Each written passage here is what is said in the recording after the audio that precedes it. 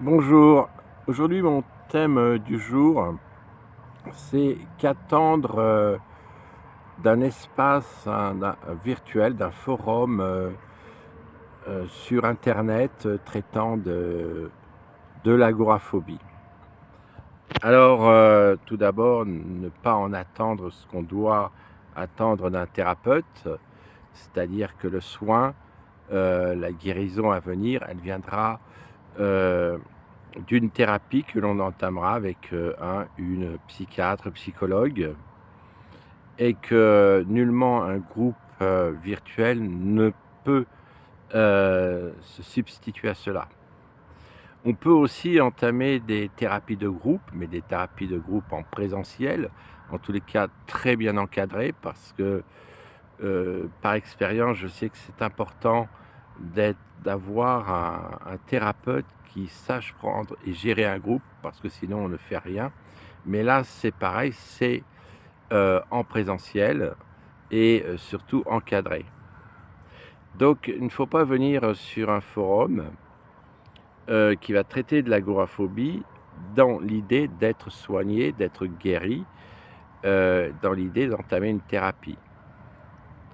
Il faut que ça soit très clair pour cela. Alors, pourquoi vient-on sur ce type de forum virtuel? Eh bien, c'est pour échanger, parce que je crois que c'est un gros besoin, c'est un gros manque, et que le système de la psychiatrie en France fait que celui-ci, en fait, moi je le constate au cours des années, ne fait que s'appauvrir, que la psychiatrie, c'est le parent pauvre de la médecine, et que les rendez-vous avec les professionnels de santé sont malheureusement de plus en plus espacés, que les CMP sont souvent débordés, et qu'on n'a pas toujours le temps d'exprimer, je dirais, son mal-être. Non pas exprimer ce qui va dans le sens d'une thérapie, mais dans le sens de la difficulté que l'on a à être entendu, à être écouté par notre entourage. C'est très souvent le cas, c'est très très majoritairement le cas. Effectivement, si on a un entourage qui n'est pas intrusif, mais qui est compréhensif, peut-être qu'il n'est pas nécessaire en ce cas-là de venir à la recherche d'écoute sur un forum virtuel. Eh bien, c'est un manque et c'est un besoin de parler encore plus, d'être écouté, d'avoir un retour bienveillant, d'avoir un retour avec de l'empathie et où on demande de ne pas être jugé, et aussi de s'apercevoir que d'autres personnes ont les mêmes problèmes de santé, souffrent des mêmes problèmes, et que cela nous apaise, nous quelque part, nous tranquillise, heu et que c'est une aide, plus de soutien, voilà, et que c'est un petit apport que l'on n'a pas, en tous les cas autour de soi, et que l'on trouve, sur des sites virtuels. Alors, une question qui se pose souvent, c'est: «Oui, mais lire, des témoignages qui peuvent être difficiles, des fois plus difficiles que ce que l'on vit nous,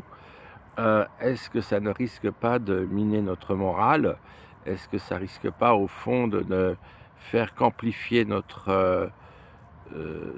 problème de santé?» Alors personnellement, je ne le crois pas du tout, mais enfin si on se sent mal à l'aise, si on se sent très mal sur des discussions internet, eh bien évidemment on arrête. On ne le fait pas, il ne s'agit pas de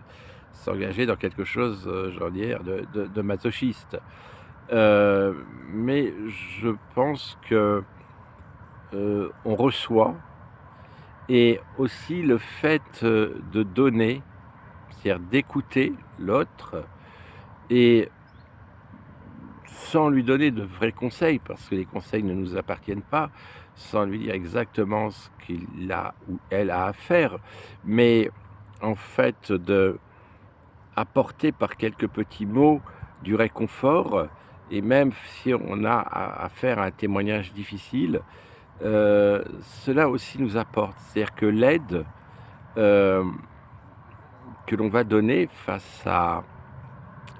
à une personne qui exprime une difficulté,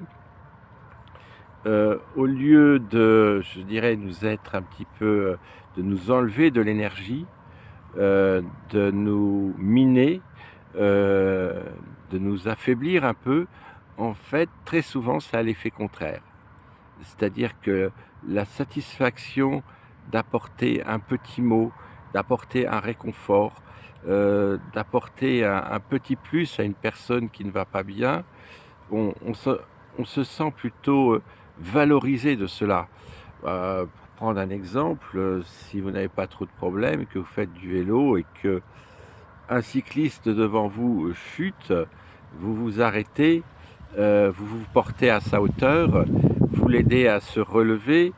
éventuellement à appeler si c'est nécessaire ou à dire: «Ah bah, écoutez, j'ai un petit peu de désinfectant dans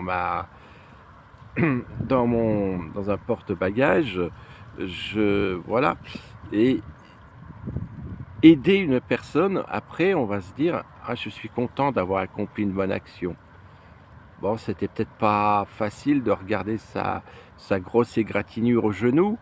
mais d'avoir fait un petit peu de bien aux autres, même, quand on peut être, un peu émotif, c'est une source aussi de plaisir. Alors c'est peut-être un peu égoïste, je ne sais pas, je n'ai aucune idée, mais voilà, c'est en tous les cas une des raisons qui, moi, me fait aller sur des forums virtuels, évoquant l'agoraphobie. Je vous remercie de m'avoir écouté, portez-vous bien, je vous salue.